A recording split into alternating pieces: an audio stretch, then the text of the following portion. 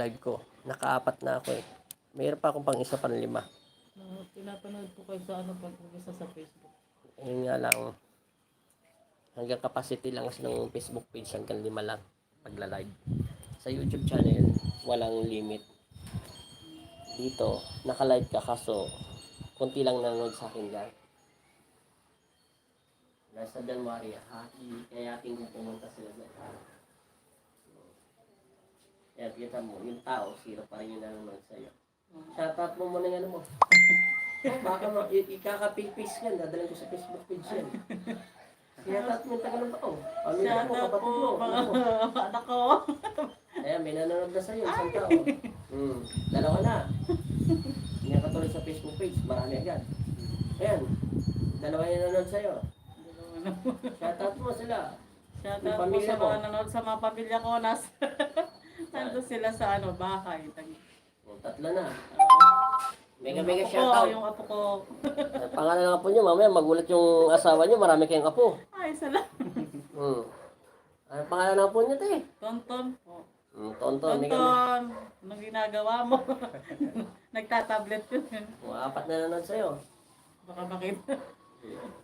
4 na, ano sabi niya? Good PM po, God bless po, and family you always. Diba? Sinabi niya, sinagot na agad yung tanong niya. Puro kayo konti rito, te. Sige, wala kayo. Relax. Sinagot na, hello po. Schedule po kami, thanks. Hirap na po makatawag sa phone ng nakapost eh. Ako, tagal ko tumatawag. Kayo, ilang buwan na kayo tumatawag? Sabi nung kasi tumawag ako ng 0939-456-9627. Opo, sabi October 1 daw, dahil na quarantine yata. Tapos nag-ano na naman ako. Hindi ko tinitigilan hanggat hindi. Kaya siya pasinda. Kaya na sasakyan.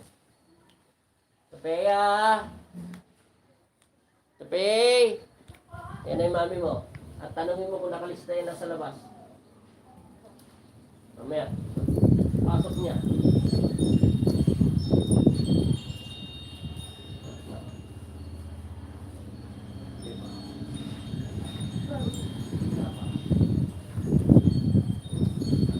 Ba't mo mapalat mukha niyo?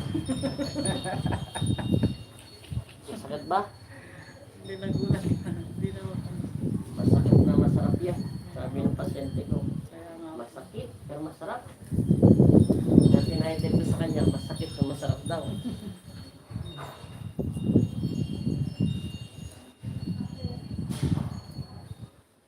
Nakalista ba sila? Wala, ano din. Fiesta pala doon, Diyos ko, di alam. Fiesta guwagwa.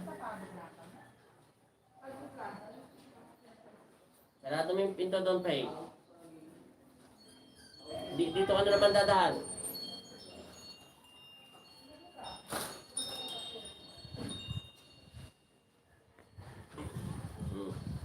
Kaya masakit.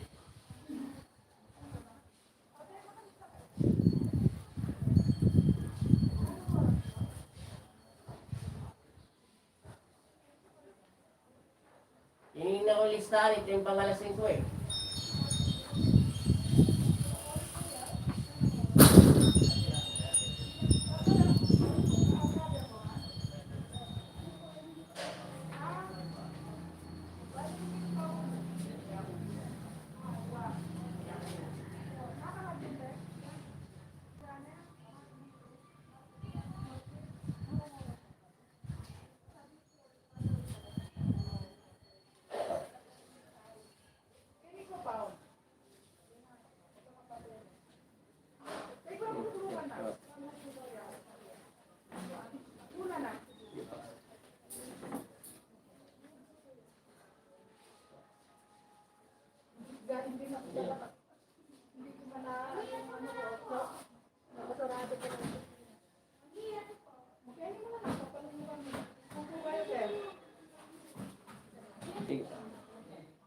Sige, igan nyo pa.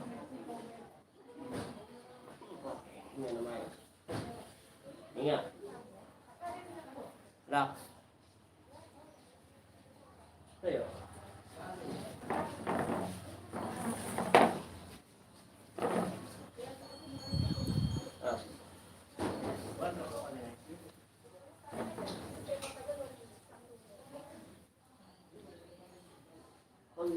Sige po, yan lang. Yan, nga.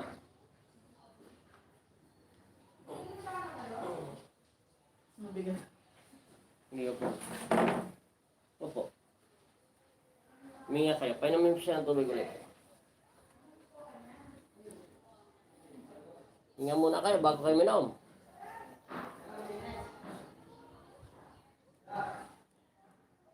Ano ba karamdam?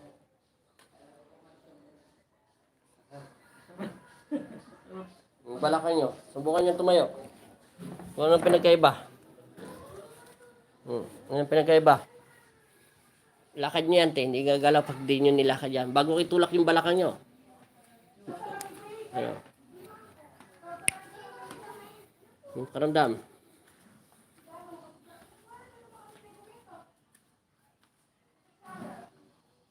Ito na lang po dito. Sa balakang na tayo. Wala na nilig nyo. Ha? Hindi pa nakalakyan, te. Ang tanong ko lang kung anong pinagbago.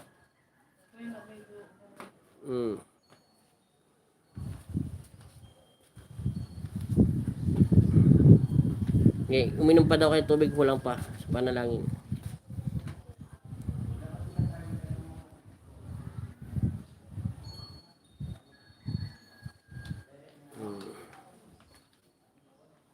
Balakang, meron kayong stepnik, tsaka balakang sakit niyo. Sige, palit tayo kuya. Paalisin nyo man yung bag nyo. Diyan natin, sa balakang na kukunin natin, sa balakang na. Para makuha na natin yung sakit niya sa balakang. Kasi yung balakang di natin makuha yan. Pag gaganyan posisyon. Pakatangal mo na tubig. Alisin mo na yung tubig. Siga, tatagilid.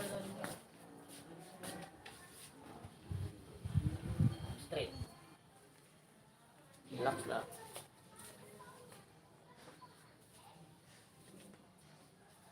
Hindi, straight mo yan. Lahat straight. Uubak ko naman.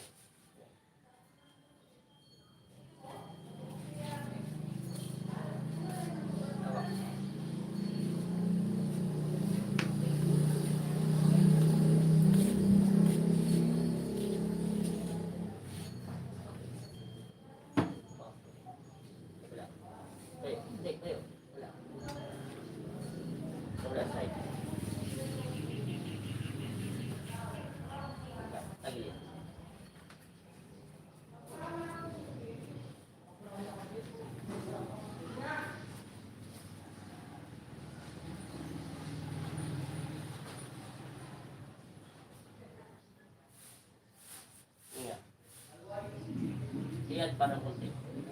Yan. Hinga. Tama na. Okay pa. Hinga. Okay.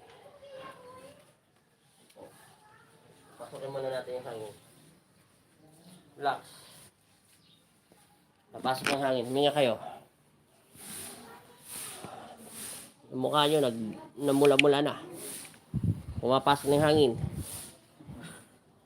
Hindi, namumula na yung mukha niyo, di ba sir? Tingnan mo. Kulay niya, no? Anong kulay ng sama? Dahil sa amin, araw-araw mo kaharap yan eh. Anong kulay niya? Maganda yung kulay niya ngayon. Nagbago na yung kulay mo. Oo. Stepnik, sarado hangin. Kita mo, hiningal ka ho. Kung saglit lang yung ginawa ko sa'yo. Lagapak yung pamilya mo, ibig sabihin, malagapak ito. Ngayon pakiramdam nyo ngayon. No. Kung pain lang ng konti, natural lang yan. Kasi matagal mo na ang sakit yan eh. Sa balakang, walang alignment, di ba? Sabi ko sa'yo. Plus, nadagdagan ka pa. Kita mo, may naiinggit pa sa'yo. May usog ka pa. Isipin mo yung papel, nasaktan ka. Aray! May sugat ba? O, wala, di ba? Hindi rin gagaling yan, te. Ito pong ano ko, na-accident po ko kaya hanggang ngayon masakit po. Dahil yan doon sa mga balancer mo, kita mo na, aksidente ka pala. Kaya pala ako nagtataka, puro lamog yung katawan mo eh. Minsan din, kaya lang nawala, nangitim lahat yung... Sa motor? Sa motor. Single? Nakaangkas po ako sa kanya. Ganun talaga. Tricycle. Tricycle. Nasa tricycle. Kaya lang nasa group siya.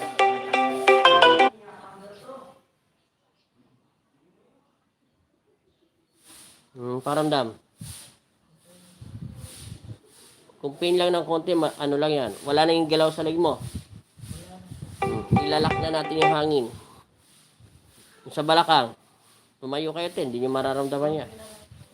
Ha? Nagbago na yung mukha nyo eh. Hindi nga, nagbago na. Asawa niyan, alam niya kayo, matagal na kayo pinagsama ng Diyos. Alam niya yung totoong mukha ng asawa niyo. Ay, asawa niya. Kahit naka-face mask ka pa, alam niya kung anong tayo mo. Ano pakiramdam niyo, te? Ilalak na natin. Puna kayo rito. Lock natin. Maganda na, gumanda pa na. Narinig mo yon? Maganda ka na, lalo ka pa daw gumanda. Ganyan talaga yan, te, kasi nanibago ka, gumalaw lahat ng hangin mo. Kaya para kang hiningal. Pero mamaya pag gumalaw na lahat ng hangin mo, wala na yan.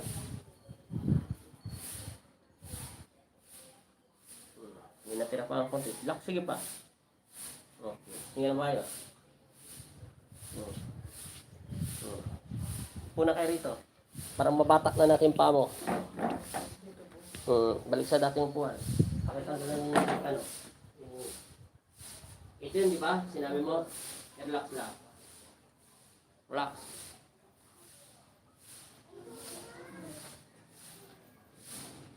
Ipag. Relax mo lang. Gangan mo pa. Magang pa. Yun. Matak na. Sige pa. Pag mula-mula, check na ito na yun. Natatakot ako. Hindi naman ito iniilot.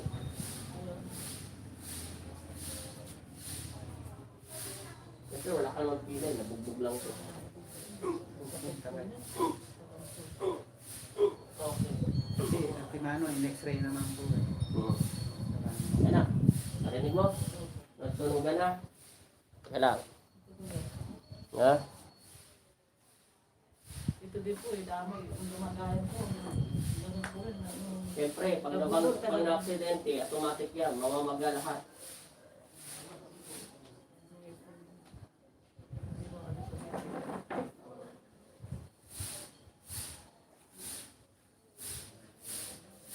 Relax.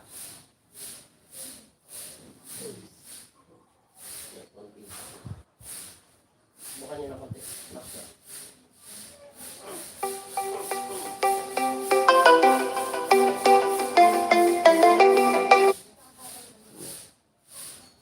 Nga na maayos. Nga. Para kang iniingal. Baliktad eh. Hindi ko yung nakalod ako yung Dapat gumaling na ano kayo, bigla kayong hiningal. Kaya kayo hiningal kasi bumalik, na-aksidente kayo. Tapos, may stiff dick na kayo, masakit pa balakang. Kaya pala sabi ko, ba't ganyan hangin mo sa katawan? Na-aksidente pa. ilang taon na po ito.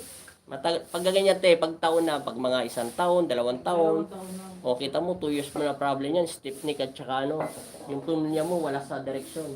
Tapos na-accident ka pa ano mo to, para kang binalibag. Siyempre, kunin ka namin, dalawa kami, nakasama, waka kanya sa pa, ako sa pado, kasi uli, hagis ka namin palabas. Nabundol ako sa Lagyan mo sa tuhod mo, Diyan, dapat sa balakang. Okay na yan, te, ano pakiramdam nyo? Uminom ka na lang ng konting gamot, kahit medical advance, kahit isa lang bago matulog. Kasi ginalaw ko lahat ng hangin mo. Kaya ka hiningal, di ba?